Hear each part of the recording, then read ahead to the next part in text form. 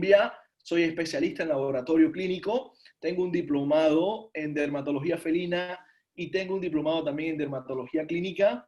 Soy candidato a máster de gerencia en gerencia hospitalaria y también soy director médico del hospital Canilandia en Cartagena, además de ser el influencer para MSD Colombia en las redes sociales. Así que vamos a dar inicio a nuestra charla de hoy, los errores más comunes en la consulta dermatológica. Vamos a aprender, estoy para escucharlos. El que quiera coger el micrófono en cualquier momento puede hacerlo. Puede decir, doctor, usted viene a echar mentiras aquí, o sí le comparto sus ideas. Somos un espacio para que todos aprendan y para que yo también aprenda de ustedes. Es lo que más me gusta de estos espacios, de que yo también puedo aprender de ustedes y ustedes aprenden de mí. Es un intercambio de experiencias y conocimiento. ¿Sí?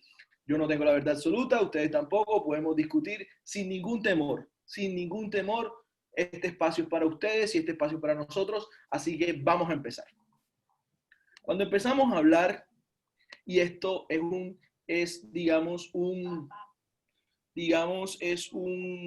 me apago aquí para no tener interrupciones.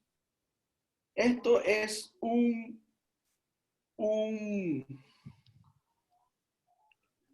concepto que quiero traer.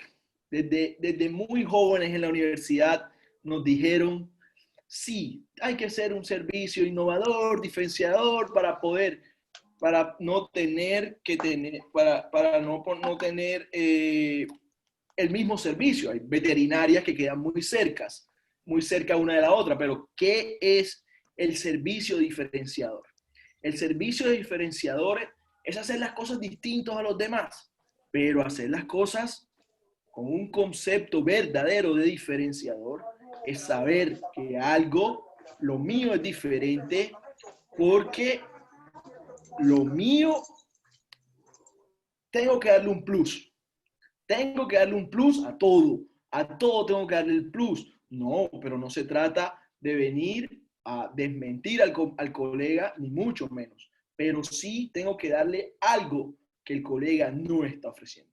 Cuando el paciente llega a la consulta, debo hacer algo diferente, ver otra óptica, cambiar el tratamiento, cambiar algo, porque no esperemos que haciendo lo mismo que nuestro colega, vamos a obtener un resultado diferente, porque es algo ilógico, ¿ya? Entonces el servicio diferenciador es lo que vengo a traerles hoy. De siempre en mis charlas tiro como un consejito, como una cosa antes, pero entonces vengo a decirles, hey, hagamos servicio diferenciador, pero de verdad, no nos copiemos, no nos estemos haciendo las mismas cosas de los demás, pero quiero que hagan las cosas de corazón y con honestidad para poder llegar a todo. Cuando yo empecé en esto de las redes sociales, mucha gente me puso obstáculos, mucha gente me decía que para qué hacía eso, que era un payaso, que era algo que no iba a ningún lado, y ahora tengo 18,000 seguidores en Instagram.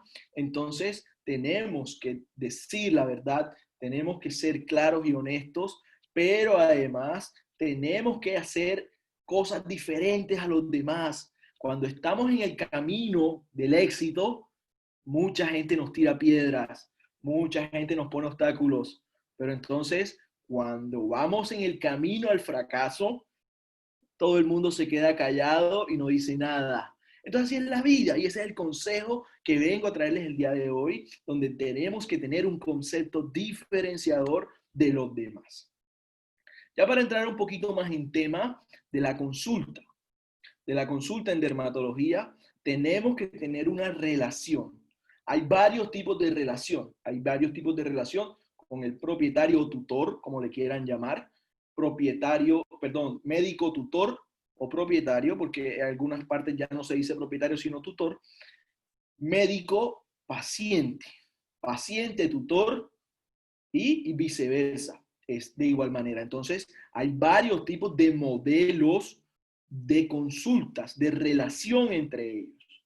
Lo primero, que no es en el caso de la dermatología, pero hay que tener en cuenta, es un modelo de una actividad, un modelo activo-pasivo, donde tenemos la urgencia. Entonces yo no tengo que estar pidiéndole permiso al propietario para decir, hombre, venga, yo tengo que ponerle una dosis de atropina o yo tengo que ponerle oxígeno, porque está la vida del paciente, digamos, de alguna u otra manera, en peligro. Entonces yo tengo que tener una actividad donde el médico toma las decisiones sin preguntar, porque es la vida del paciente la que está en riesgo. Entonces, también tenemos una orientación de cooperación en enfermedades, sobre todo agudas, donde el propietario juega un papel importante. ¿Sí? Tiene que colaborar, tiene que ayudar. Tratamientos, recomendaciones y todo ese tipo de cosas, porque si no, el paciente no va a seguir adelante en una etapa aguda, ¿sí? Y por último, también tenemos un método de colaboración, que es la que nos trae a nosotros aquí, donde la mayoría de las enfermedades son crónicas. Si no establecemos un compromiso del propietario hacia la posición del paciente en este momento, pues obviamente no va a haber una mejoría en dermatología. ¿A cuántos de ustedes, quiero preguntarles porque no quiero que se me duerma, que se me distraigan, no les ha pasado que el paciente o el propietario, perdón, no adquiere un compromiso y el paciente no mejora? O díganme ustedes si me estoy equivocando en el área de la dermatología, qué tan vital es, digamos, la actitud del propietario en esto. Quiero que alguien tome la vocería y me diga, doctor, está equivocado, a mí me ha pasado, que nos cuente algo, una anécdota, sin miedo, que alguien cuente algo. Quiero escucharlos. Quiero escucharlos en la relación con el propietario y el compromiso que tiene con el paciente y el tratamiento como tal en dermatología. ¿Quién se anima?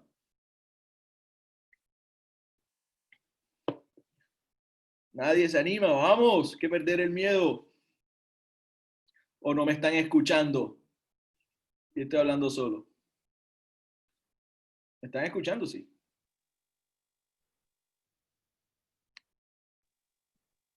Yo apenas empecé a escucharte.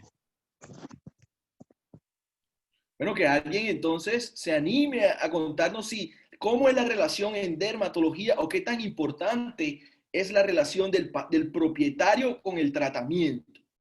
Tiene que haber un grado de compromiso, ¿o no? Eh, pues, Vamos a ver, ¿quién está hablando? Mucho gusto. Primero preséntate y de dónde eres. bueno, mi nombre es Angélica Ramírez y soy de la ciudad de Ibagué. Y pues decidí hablar pues que pues yo, por así decirlo, fui más propietaria porque pues rescaté un perrito que sufría de sarna. Y pues respecto a al compromiso que uno debe tener con el tratamiento de estas enfermedades dermatológicas, pues es muy grande porque uno realiza el tratamiento bien, los tiempos bien, pero al final uno ya le termina el tratamiento y le vuelven a aparecer algunas secuelas, ya sea en cualquier parte del cuerpo. Entonces, es como una relación, por así decirlo, para toda la vida del perro, porque a pesar de que uno le haga bien el tratamiento, siempre va a volver a aparecer algo. Y pues también eso económicamente. Claro que sí, Angélica. Muy bien, muchas gracias por participar. Es totalmente cierto. Hay enfermedades que son para toda la vida, pero si nosotros no hablamos con el propietario y le decimos, mira, tu perro tiene una dermatitis atópica, tu perro tiene una alergia y va a estar toda la vida con esta condición. Tu perro tiene un hipotiroidismo y va a estar toda la vida con esta condición. Si nosotros no adquirimos ese compromiso con el propietario o el propietario no lo adquiere con nosotros, no estamos para nada haciendo una buena consulta.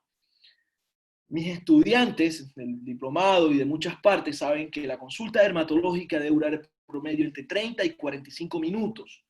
Y los primeros 25 a 30 minutos es hablando con el propietario, es manteniendo una relación con el propietario. Precisamente hoy me pasó de una consulta de un perrito que yo tengo pues en tratamiento y la señora me escribe, pues no a mi celular, pero sí, digamos, en mis redes o en el celular de la clínica donde yo trabajo, que no, mira, es que la perrita no ha mejorado, desmejoró, no fui al control la semana pasada y ahora está peor, ¿qué hago? Entonces, si no hay esa relación con el propietario de confianza, no va a haber una evolución correcta del paciente. Entonces, Buenas primero, noches. sí señor, lo escuchamos. ¿De dónde y cómo es su nombre? Buenas noches. Mi nombre es Ricardo Bernal de la ciudad de Armenia, Quindío. Sí señor, lo escuchamos. Buenas noches para todos ante todo. Bueno, a mi forma de parecer, yo pienso que en las consultas dermatológicas, como su nombre lo estaba manifestando usted ahorita, idiopáticas, que son por causas desconocidas, es muy importante manifestarle siempre a los clientes los procesos dermatológicos, cómo vienen en su proceso. Porque en ocasiones ellos, a pesar de su desconocimiento sobre la materia, la gran mayoría lo veo yo en consulta, que les gusta como saber por qué se produce un edema, por qué se produce un nódulo, por qué se produce una fístula, por qué se produce un eczema, un flemón.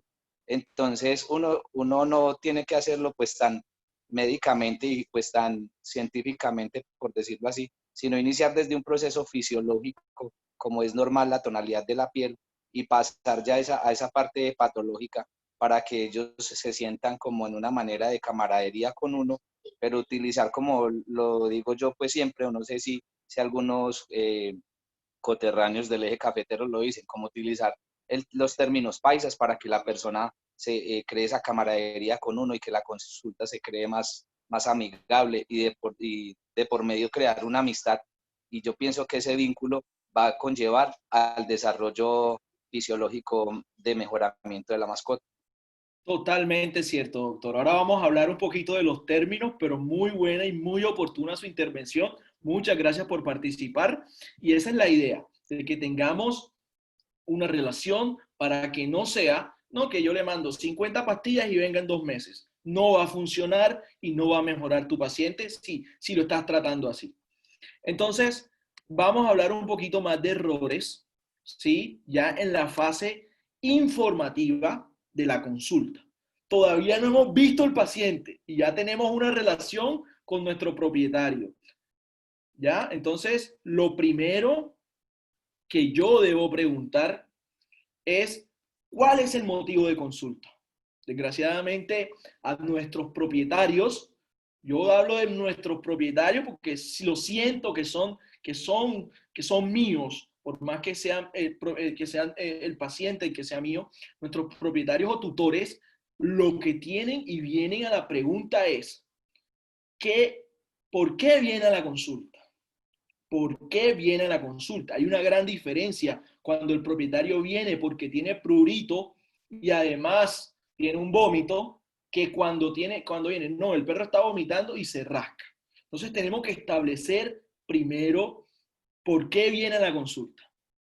¿Por qué viene a la consulta? Y debemos solucionar ese punto, porque lo primero que van a decir cuando salgan del tratamiento es, yo vine aquí porque mi perro se rascaba y el doctor Negrete no hizo nada porque el perro se rasque, pero yo le hice un tratamiento, yo le hice exámenes, yo le hice un diagnóstico, pero el perro simplemente no se rasca. Entonces, se rasca, perdón. Entonces él vino a que yo le solucione un problema, no lo ven desde la óptica que si yo quito el origen del problema, voy a quitar el prurito o de alguna otra manera eso, entonces vamos a tener eso.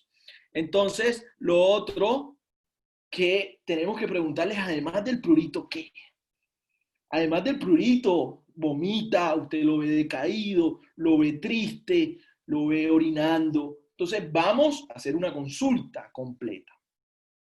¿A qué lo atribuye? Preguntarle, muy importante, en casos de alergias, en casos de que tiene, por ejemplo, hemoparásitos. No, desde que tiene garrapatas, entonces tiene problemas de piel, entonces desde que tiene pulgas, tiene. Entonces tenemos que hacer todas esas preguntas para poder llegar a un buen diagnóstico. ¿Ya?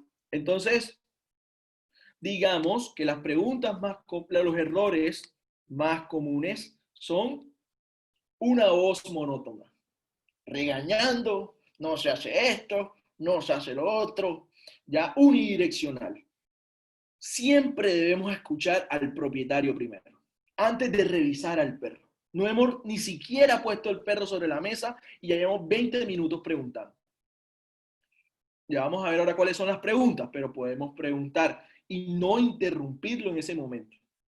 En esta fase informativa debemos escuchar y escribir en nuestra historia clínica solamente. No debemos hacer, digamos, ahora más adelante vienen las contrapreguntas donde vamos a entender muchas cosas, pero en esta fase estamos escuchando.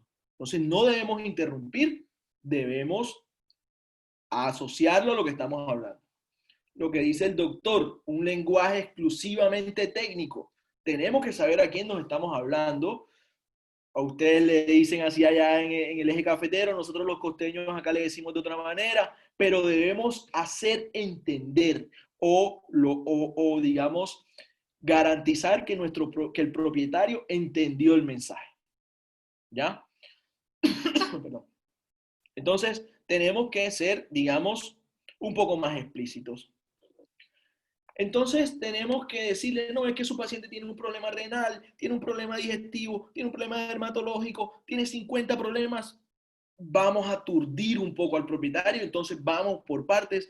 Primero vamos a lo más urgente y luego, digamos, a lo que puede esperar, lo que no es una urgencia. Entonces, vamos a solucionar este problema renal, vamos a solucionar este problema de parásitos y después vemos la piel, no se preocupe, pero vamos ahí, digamos, de la mano con esto para poder solucionar. Entonces, ahora vamos con los errores más frecuentes frente al propietario. Lo primero, como le decía, tener una conversación fluida, ¿sí? Siempre hacer una buena sonrisa, siempre hacer una caricia al perro o al gato que tenemos y transmitir confianza y seguridad. Si yo estoy hablando de un pioderma, tengo que hablar seguro de mí mismo, del pioderma. No voy a empezar a pensar en que... No, hay que transmitir seguridad. Vamos a transmitir seguridad. Entonces, eso es muy importante. Empatía profesional. Pero siempre tenemos que tener en cuenta que no debemos caer en el amiguismo con el propietario. Sí, hoy fue un gran amigo de mi infancia en mi consulta, pero dentro de lo profesional, primero le cobro la consulta. Sí o sí, mi consulta, nadie se salva de pagar mi consulta porque es de lo que yo vivo. Entonces, primero le cobro mi consulta por más amigo de la infancia que fue mía. Claramente, fui un profesional delante de él, pero cuando salimos de la consulta, le pregunté por su hijo, por su esposa, recordamos tiempos del colegio, nos reímos, todo ese tipo de cosas, pero, digamos, dentro del consultorio soy el doctor Negrete. Soy el doctor Pérez, la doctora Suárez, lo que sea, y fuera del consultorio soy su mejor amigo. Pero eso es muy importante. No subestimar al propietario tampoco. No que él, el propietario, me pasaba mucho, que yo le decía, no, es que esta señora no tiene el dinero para pagar un examen de tiroides o una hormona. Vamos a tratarlo así. Mientras tanto, iba y cuando terminaba la consulta, no mejoraba el perro, iba y en otra veterinaria le hacía los exámenes y el que quedaba mal era yo. Desgraciadamente tiene que ser así porque nosotros necesitamos exámenes para poder diagnosticar de manera segura. ¿Ya? Ahora, tenemos que tener errores con el colega. Interconsulta con un especialista. Muchos de ustedes que me siguen en redes me pasan escribiendo, doctor, ¿qué hacemos con esto? Y los ayudamos. Porque los que me conocen saben que yo hago interconsulta de cardiología porque no es a lo que me dedico. Entonces busco al doctor Otálora en Barranquilla o busco al doctor Ariel en Barranquilla para hacer consultas de gastro, pero entonces tengo que tener interconsultas porque ya llega un momento en que mi limitación es clara si no soy especialista en ese tema. ¿Ya? Entonces tenemos que ayudarnos entre colegas, el mensaje es ayudarnos entre colegas, tener ética, tener profesionalismo. El 80% de las consultas que llegan a mi casa, a mi consultorio de dermatología son porque estuvo en 50 veterinarias y no pudieron hacerle nada o no mejoró. Pero lo primero que yo digo es, yo aquí no hablo mal de mis colegas. Si ellos hablan mal, vamos a silenciar por acá. Si ellos hablan mal de mí, yo no lo hago. Vamos a hacer cosas diferentes a lo que hicieron ellos. Lo que ellos hicieron no está mal. Vamos a hacer cosas diferentes. Esa es la palabra. Vamos a hacer cosas diferentes pero lo que hicieron ellos no está mal, porque ellos hicieron algo que a mí me sirve. Si ellos le pusieron antibiótico a ese perro, por ejemplo, y no mejoró con el antibiótico, ya él hizo esa prueba de error, que yo la debió hacer. Yo pienso que esto es un pioderma, entonces yo voy a mandar el antibiótico. ¿Usted le mandaron antibiótico? Sí, el doctor le dio antibiótico y no funcionó. Entonces él no está mal lo que él hizo. Vamos a hacer cosas diferentes, que es muy distinto. ¿Sí? Entonces eso es muy importante. Entonces, errores con el paciente, el examen clínico completo. Tenemos que revisarlo de la cola a la cabeza, a la nariz, de la nariz a la cabeza, como quieran, pero hay que revisarlo completo. La dermatología no solamente es la piel. ¿Sí? Ahora lo vamos a ver. 99.999 diagnósticos, no señor.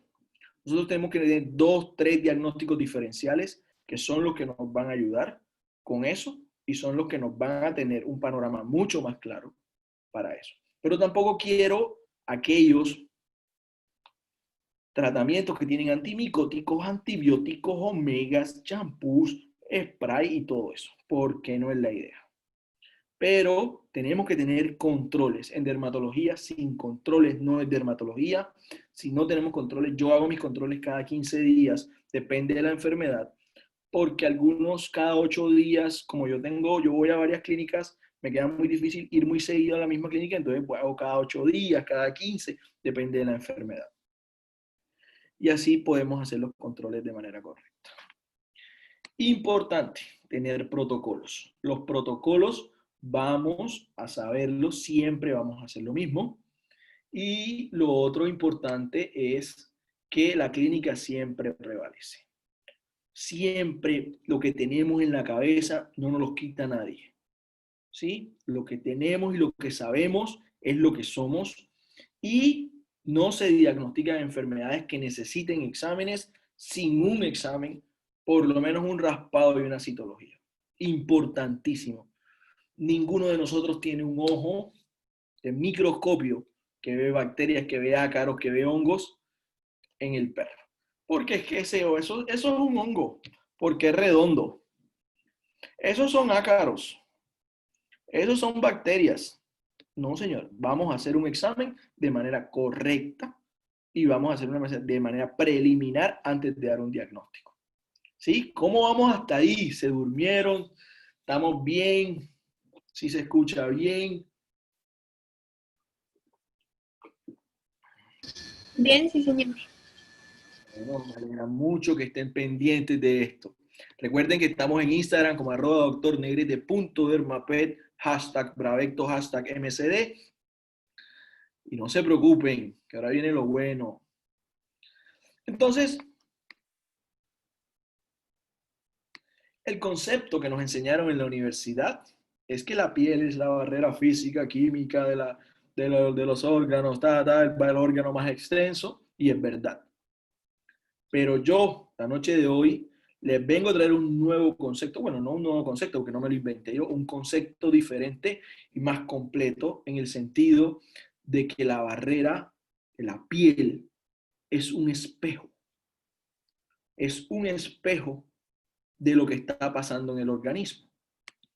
Va a reflejar problemas circulatorios, problemas endocrinos, problemas reproductivos, problemas inmunológicos y muchos más. Y muchos problemas más. Entonces, todos los problemas a nivel del organismo se ven reflejados en la piel. Si yo tengo un síndrome de Cushing, se ve reflejado en la piel y es metabólico, es endocrino. Si yo tengo una alergia alimentaria, se ve reflejada en la piel y es un problema digestivo. Si yo tengo, por ejemplo, un problema de trastorno de coagulación, se ve reflejada en la piel y es un problema también que tiene que ver con el problema, con el sistema circulatorio. Y así todos, inmunológicos, reproductivos, todos. Entonces, tengamos a la piel como el espejo de lo que está pasando en el perro.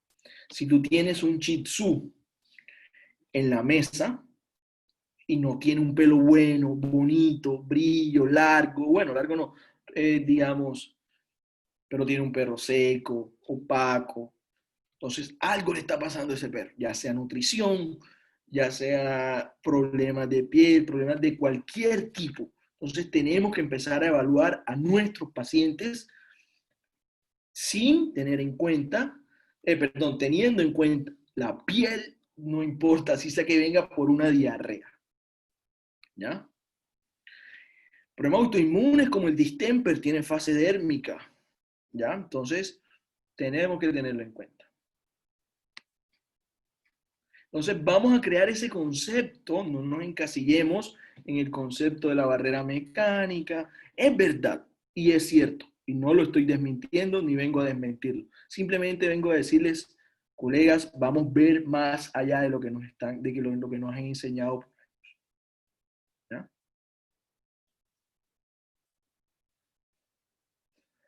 Ni siquiera hemos empezado, pero el motivo de consulta, los que se graduaron en mi universidad saben que el doctor de clínicas toda la vida nos dijo la historia clínica, es el arma que tenemos contra demandas, contra problemas, contra todo.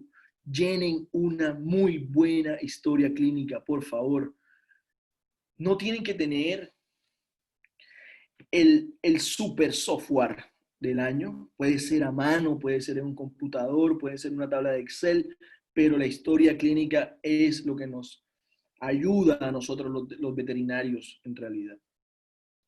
Cuando nosotros tenemos 3 pilares en la dermatología, se rasca, no es normal que el perro se rasque. No es normal que yo vaya, no, que voy caminando por la calle, voy, convulsiono y me paro y sigo caminando. No, señora. No, señor. No es normal que el perro se rasque. No es normal que un perro tenga que dejar de comer para rascarse. O tenga que ir caminando, jugando, buscando la pelota, se para, se rasca y sigue. No es normal. Sí, se le está cayendo el pelo, es lo otro que nos dicen. Y también, sí, hay perros de pelo corto que botan pelo, pero no es normal que un perro lo pones en la mesa de consulta y te deja la mesa de consulta llena. No es normal. Y además, el mal olor. Yo lo baño para todos los que saben, y es verdad, muchos que estuvieron en mis clases, en mis cursos, saben que yo tengo un perro, un Dachshund, un Tekel, que se llama Gardel, y lo baño una vez al mes. Una vez al mes. Además de una muy buena nutrición, además de un muy buen aseo en mi casa, mi perro no huele feo. Entonces, cuando tenemos estos 3 pilares, tenemos una alerta. Algo está pasando, algo aquí está pasando. Y cuando están todas juntas, pues peor. Entonces, tenemos que tener en cuenta esto. Sí, Utca Cartagena, esto es lo que es la reseña. Vamos a hacer un ejercicio. Vamos a hacer un ejercicio para que no se me aburren y yo no sea el único que está hablando. Si yo tengo un perro que es viejo, adulto mayor, ¿de qué enfermedades no debo sospechar? ¿De qué enfermedades no debo sospechar? Piel. No. O sea, enfermedades de la piel, que sea un adulto mayor, perro de 10 años, 12 años, 15 años, no debo sospechar, no debo sospechar. Entiendan bien la pregunta. ¿Alguien dijo demodecosis? ¿Quién da más? Alopecia juvenil, ¿quién da más?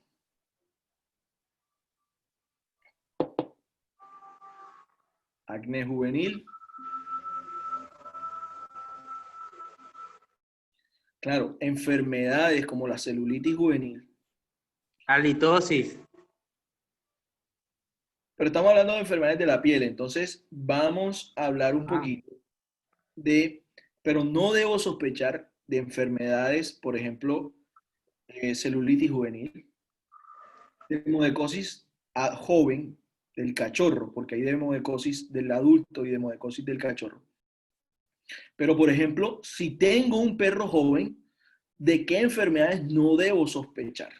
Al contrario, ¿de qué enfermedades no debo sospechar si mi perro es joven? Que tengan problemas de piel, que estén relacionadas con la piel de alguna u otra manera, o que tengan signos de piel.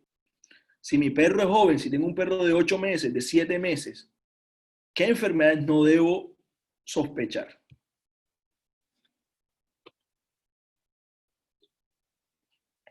Muy bien, endocrinas.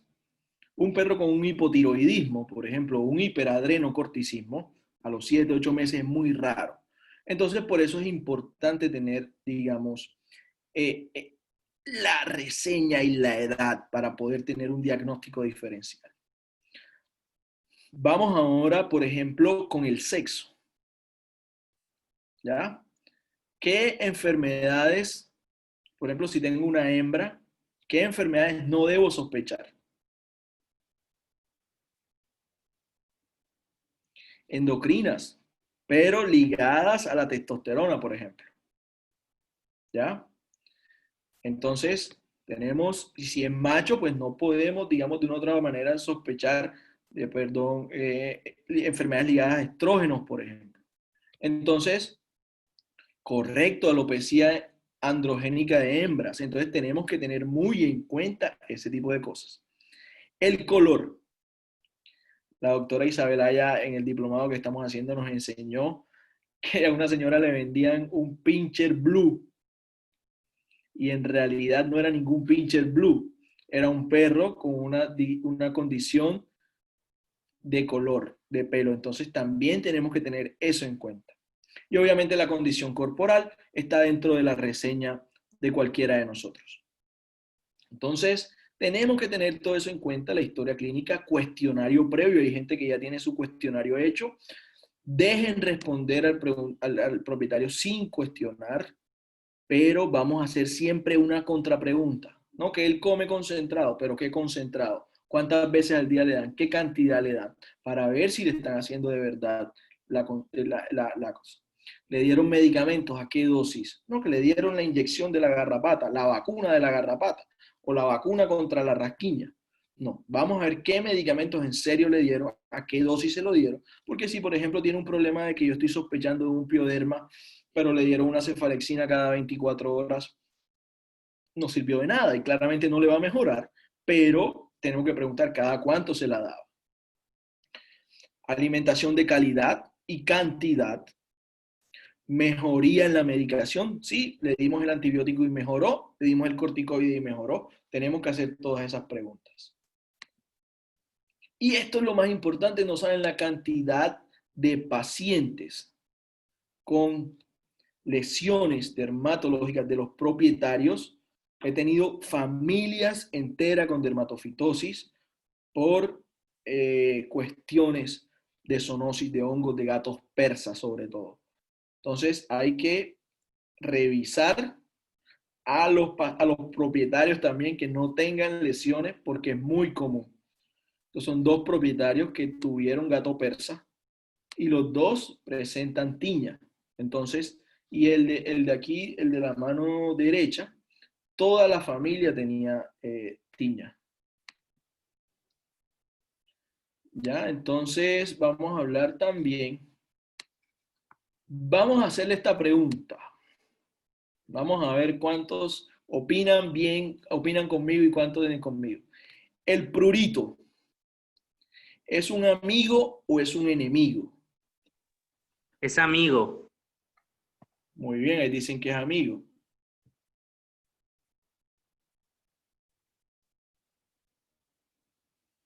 Amigo siempre, amiguísimo. Prurito no es un enemigo.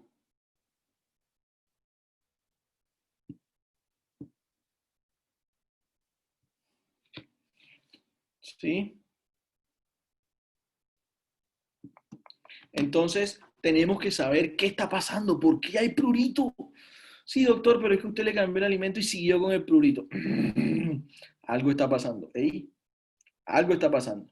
Entonces, si vuelve el prurito, si no se escucha, doctora, salga y entre porque mucha gente sí me está escuchando. Entonces, ¿no se escucha?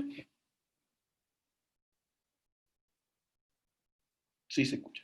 Entonces, el prurito es un amigo. No veamos nunca al prurito como un enemigo. No, ¿qué tiene? Se está rascando otra vez.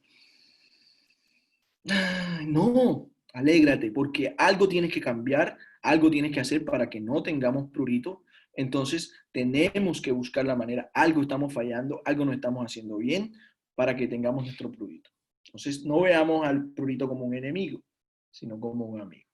Claramente hay una tabla de prurito, de la clasificación, descarga analógica del prurito. Esto ya está establecido por WhatsApp, donde tenemos que clasificar.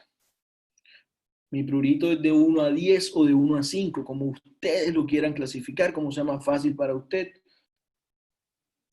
Entonces tenemos que tener en cuenta eso. Dejar de comer. Si ya esto está en un 7, un 8, algo está pasando. ¿Sí?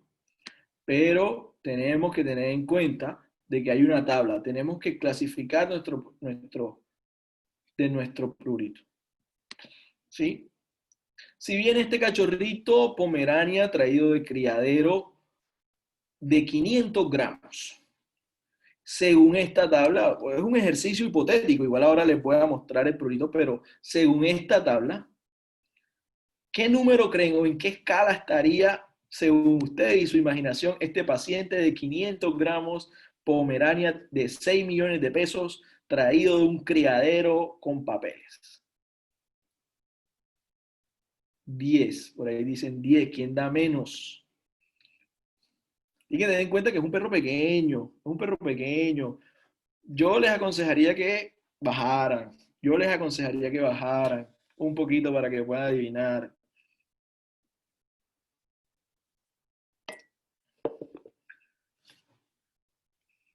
El ejercicio que les dije, confíen en ustedes. ¿Por qué apenas yo dije que bajaran, empezaron a bajar los números? No, tenemos que confíen en ustedes. Si venían subiendo, ¿por qué tienen que bajarlo? Entonces, todos los que dijeron 3, 5, 6, 7, 8, si yo les muestro este pacientico,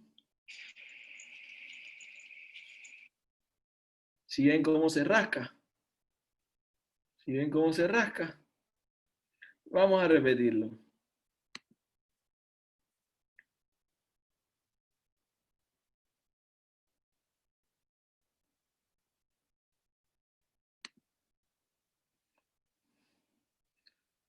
$2.5, ¿y ahora qué piensan? ¿Qué prurito es ese? Prurito 9 o 10. Miren, en este caso el paciente no puede dejar de todo el tiempo rascándose. 8. El tiempo rascándose. No puede en ningún momento del día dejar de rascarse. Lo que está haciendo, recordemos que hay varias maneras de rascarse el prurito. Tenemos el prurito por lamido, el prurito por movimiento de cabeza, tenemos prurito por recostarse, y este paciente tiene todos los síntomas de un prurito 9 o 10. Lo que está haciendo con la lengua es rascándose, lo que está haciendo con la pata es rascándose, lo que está haciendo con las patas delanteras es rascándose. Entonces nuestro paciente tiene un prurito y no puede vivir sin rascarse. Entonces, hey, eso es una alerta. El organismo nos está diciendo, doctor, aquí está pasando algo, ayúdeme, no puedo más. Un paciente que deja de comer por rascarse.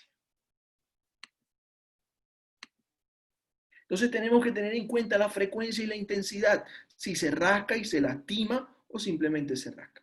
Tenemos que diferenciar entre el prurito y el lamido común entre los gatos, que es, digamos, muy común, perdóname utilizar la misma palabra, entonces es importante. No solamente tenemos que ver la piel, también tenemos que ver el sistema digestivo, porque por ahí entran los nutrientes que tiene nuestra piel. Todo lo que vamos a entrar, entonces tiene que ser. No que es normal que mi perro eche gases. No que es normal que mi perro vomite 3, 4 veces por semana. No que es normal que él tenga diarrea. Siempre hace algo blando por ahí una vez al día. Pero hay una escala de heces, también autorizada por WhatsApp, donde el estreñimiento, digamos, el tipo de las heces ya están clasificadas, entonces tenemos que tener en cuenta esta clasificación. Los tratamientos, ¿por qué si hacemos el mismo tratamiento del veterinario de enfrente, vamos a obtener un mejor resultado. Si él le puso corticoide y no mejoró, yo tengo que buscar otra alternativa. Pero yo a veces veo pacientes con 3, 4 recetas de lugares distintos con los mismos medicamentos. Entonces tenemos que cambiar la dosis y la frecuencia. Por ejemplo, si vamos a dar levotiroxina para tiroides, tiene que ser cada 12 horas, no cada 24. Cambio de alimentación. Es importante la mejoría de nuestro paciente con los tratamientos. Recuerden que no todos los pacientes necesitan la dieta hidrolizada, solamente pacientes con dermatitis atópica, alergia alimenticia y alergia alimentaria. Dermatitis atópica, intolerancia alimentaria y alergia alimentaria. Son los que necesitan dieta hidrolizada. Entonces, vamos a hablar de nutrición, qué come cada cuánto, qué cantidad. Sí, come concentrado, pero si tú le preguntas de verdad, le dan pollito. Está haciendo una dieta de eliminación, le dan carne, entonces no estaba haciendo nada. Entonces hay varios tipos, hay el examen dermatológico, primero el examen físico, mucosas, temperatura, frecuencia cardíaca, todo.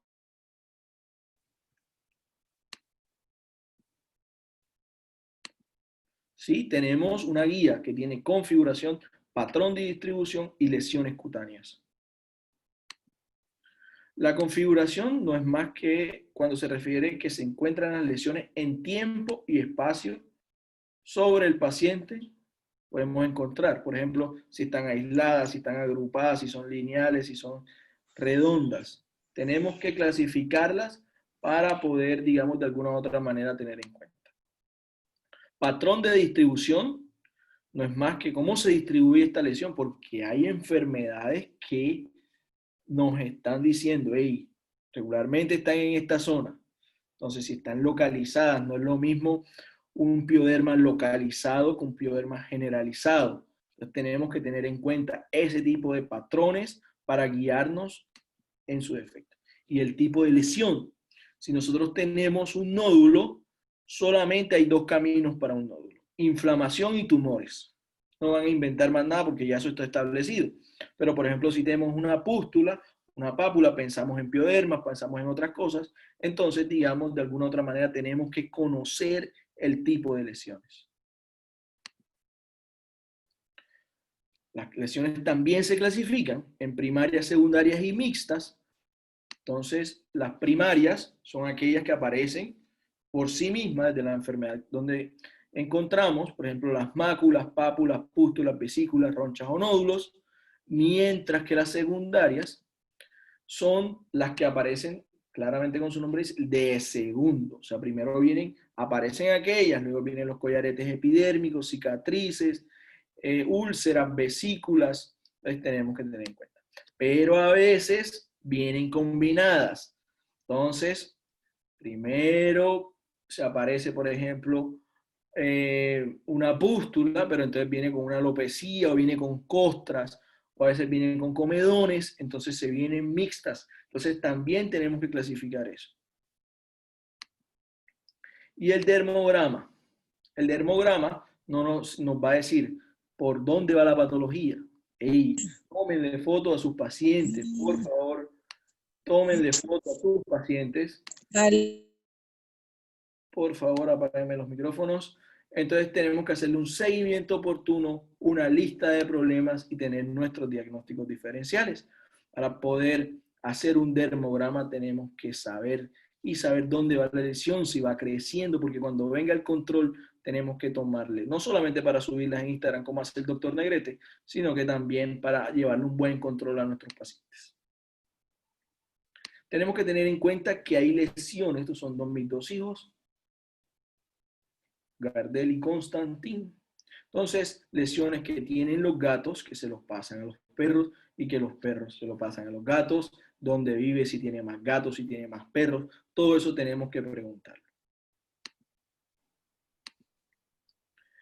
Sí, señora, pero es que mi casa es lo más limpio que hay, pero estos son microorganismos que tienen que tener una limpieza especial, por ejemplo, en el caso de los dermatofitos, con hongos, con aseo, tiene que ser hipoclorito. Los fómites, hay veces que uno no puede decirle al propietario que bote la cama, que bote los juguetes, pero sí podemos llevar un aseo. Tener en cuenta que, por ejemplo, hongos crecen muy rápido en la oscuridad o en la humedad. El aire acondicionado, saber dónde duerme ese gato persa debajo de allá de la silla esa que queda en el cuarto. Ahí, entonces ese hongo nunca va a quitarse si le ponemos el antimicótico y luego va y se revuelca allá en la humedad o en la oscuridad. En el caso, por ejemplo, de los perritos que nos presentan un pioderma porque se orinan y se acuestan sobre el orín, entonces tenemos que tener eso en cuenta.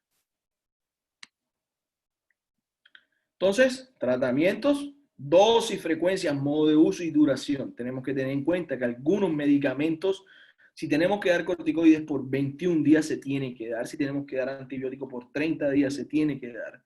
Pero hay que saber usarlos y hay que saber las dosis correctas. Los baños, el paciente tiene que dar 100% seco. No existen los baños medicados en las peluquerías. No, que yo tengo a mi perro a un baño medicado. ¿Baño medicado contra qué? Pregunte siempre. Baño medicado contra hongos, porque no es lo mismo contra ácaros que contra hongos, no es lo mismo contra bacterias que contra hongos. Entonces, baño medicado. Cada paciente patológico con problemas de dermatopatías debe tener su champú indicado en el caso de que estén haciendo champú terapias. No puede ser con el champú de la peluquería. No existen los baños. Existen baños garrapaticidas y pulguicidas que en muchas peluquerías son muy buenos, pero debe hacerse de esa manera.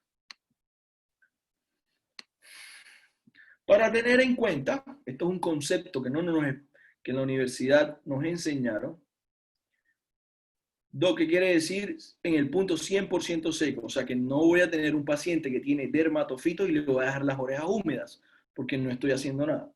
Entonces no voy a tener un paciente que va a estar, digamos, que le va a dejar las patas húmedas, por ejemplo. Entonces, digamos, tiene que poner 100% seco, me refiero a que no puede haber humedad en el baño. Entonces, si quedó claro, tenemos en cuenta también estos dos conceptos que para poder hacer muestras de laboratorio son muy importantes. La especificidad y la sensibilidad. La doctora Triana está por ahí, que me enseñó en la universidad. Claro, doctora, véala ahí.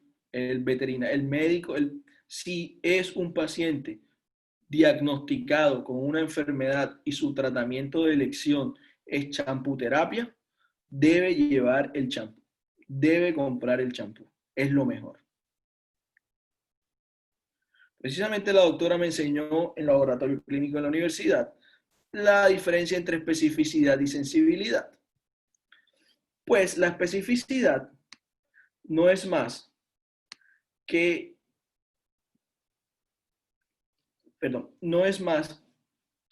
la capacidad de la prueba de detectar sujetos enfermos. Lo que quiere decir que la especificidad nos indica la capacidad de nuestro estimador para dar con casos negativos. Entonces, especificidad, la capacidad de la prueba de dar sujetos enfermos. Y lo otro es la sensibilidad, que nos detecta la enfermedad.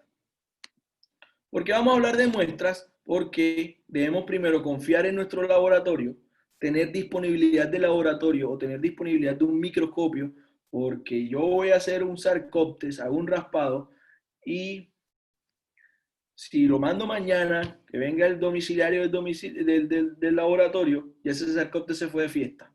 No lo voy a encontrar. Entonces me van a reportar un negativo. Entonces la recomendación es eso.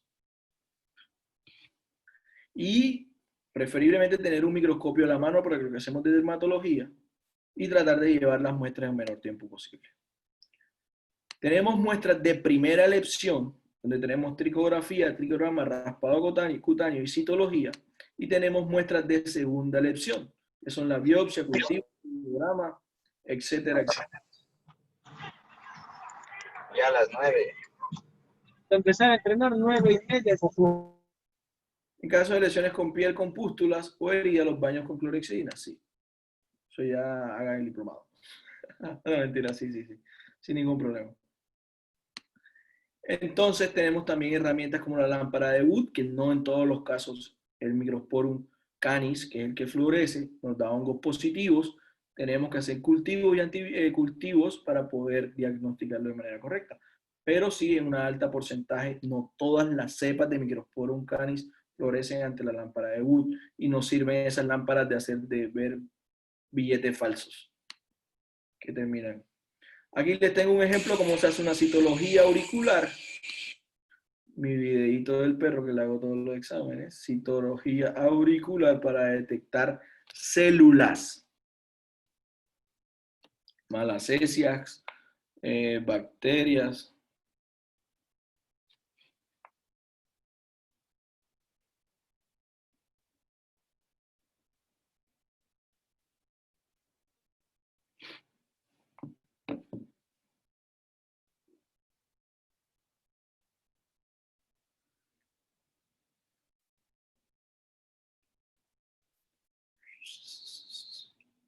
Voy a dejar otra vez para que podamos contestar.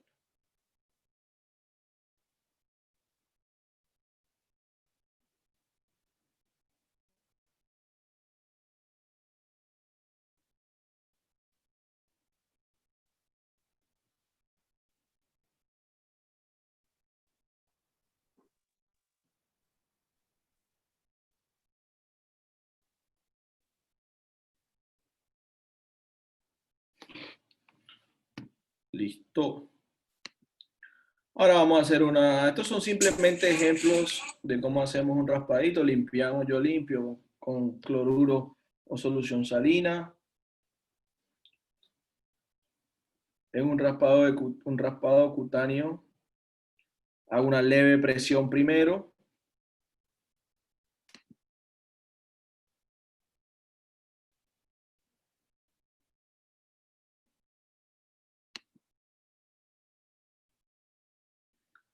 Para que salga ese ácaro de allá del fondo de la...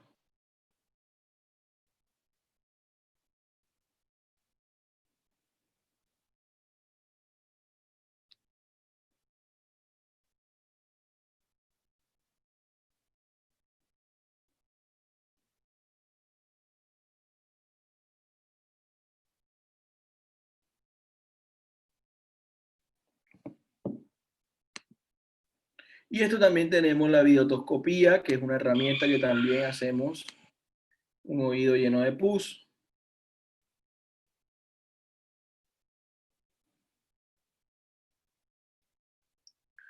Puede ser impronta, puede ser cualquier método. A mí me gusta el hisopado. Pero con el que tú te sientas cómodo lo puedes hacer. Un homenaje a un amigo que se fue hace poco y esto era lo que les tenía preparado.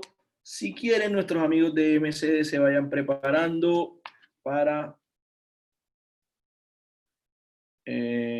prepararse mientras hacemos preguntas.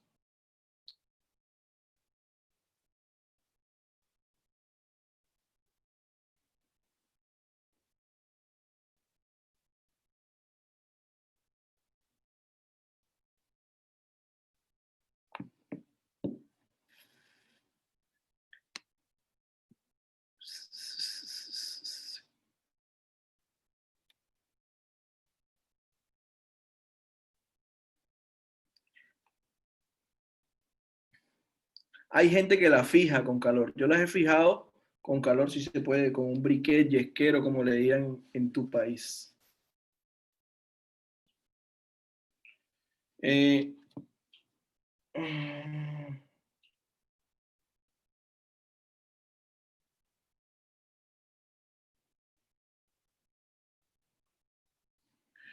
no sé si por ahí está Natalia o Adriana, alguien que me colabore.